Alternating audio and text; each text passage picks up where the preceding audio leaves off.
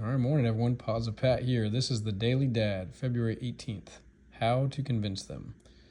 The ardor of the young should be curbed slowly, least by wishing to oppose them with sudden impediments we drive them to despair and perdition.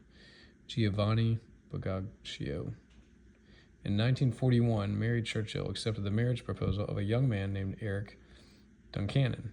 She was young and inexperienced. They barely knew each other. A war raged around them. Duncannon was almost certainly not the right fit for her. Naturally, her parents, the heads of a political dynasty in a time of rigid aristocratic marriages, were concerned. But as Erik Larson details in his book The Splendid and the Vile, instead of condemning her daughter, Clementine Churchill simply asked her daughter if she was certain it was the right choice. She didn't disapprove outright, but she did let her daughter know she had some doubts.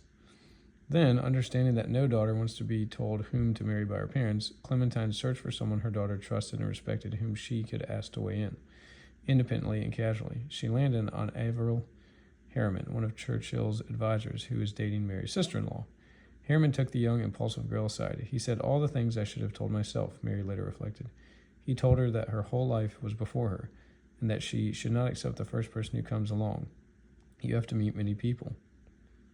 You have not met many people. To be stupid about one's life is a crime. All this began to sink in with Mary, who then, after a few weeks, decided of her own volition to break off the engagement. It was her idea, but she came to later understand how lucky she was that her parents had helped her get there. What would have happened had Mummy not intervened? She wrote. Thank God for Mummy's sense, understanding, and love. Our kids are going to do stuff we disagree with. Ain't that the truth? But very rarely, especially as they get older, will we be able to convince them of this by force or fiat. We have to be understanding. We have to be patient, maybe even a little bit sneaky.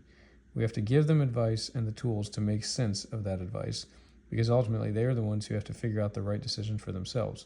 And we have to make sure they know that no matter what they decide, we love them.